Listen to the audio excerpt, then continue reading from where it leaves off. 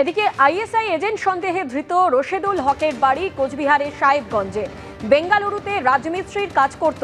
1 বছর আগে বাড়ি ফেরে দাবি পরিবারের।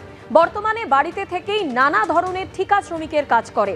বাড়িতে পুলিশ এসেছিল, 4-5টা মোবাইল নিয়ে গিয়েছে দাবি পরিবারের।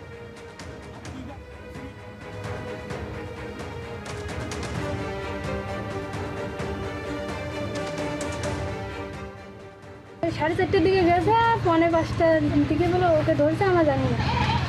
কিছু লোক এসে বাড়িতে বললো, খবর দিল যে তো আপনার স্বামীকে তুলে নিয়ে তো এই পর্যন্ত খবর।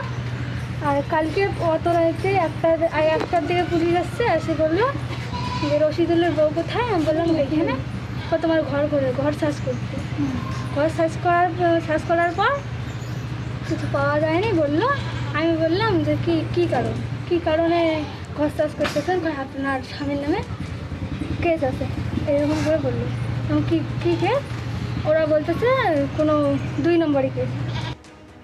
আমরা রয়েছি এখন দিনহাটার সাহেবগঞ্জ থানা এলাকার এই সরাইখানা এলাকায়। সেখানে এই রশিদুলের বাড়ি। রশিদুল হক, যাকে এসটিএফ পাকিস্তানের গোয়েন্দা সংস্থা আইএসআইয়ের সন্দেহে ইতিমধ্যেই গ্রেপ্তার করেছে। এবং আমি দেখাতে বলবো যে বাড়ির ছবি, এটা তার বাড়ি। এবং পরিবারের দাবি যে গত বৃহস্পতিবার তাকে গ্রেপ্তার করে নিয়ে যায় বাজার থেকে, এবং গতকাল রাতে সেখানে পুলিশ আসে এবং পুলিশ এসে তাদের ঘরে তল্লাশি চালায় এবং কয়েকটি মোবাইল, সেই মোবাইল কিন্তু বাজেয়াপ্ত করা হয়েছে। এবং যেটা দেখা যাচ্ছে যে এই যে রশিদুলের বাড়ির থেকে একেবারে সীমান্ত ঘেঁষা এই বাড়ি, যেটা অভিযোগ যে পাকিস্তানের গুপ্তচর সংস্থা আইএসআইয়ের হয়ে এখানে চরবৃত্তির কাজ করতেন তিনি, এবং এখান থেকে সিম নিয়ে বাংলাদেশেও সেটা পাকিস্তানে পাঠাতেন। যদিও পরিবারের দাবি যে রশিদুল সম্পূর্ণভাবে নির্দোষ এবং সে এই ধরনের ঘটনার সাথে কোনোভাবেই যুক্ত নয়।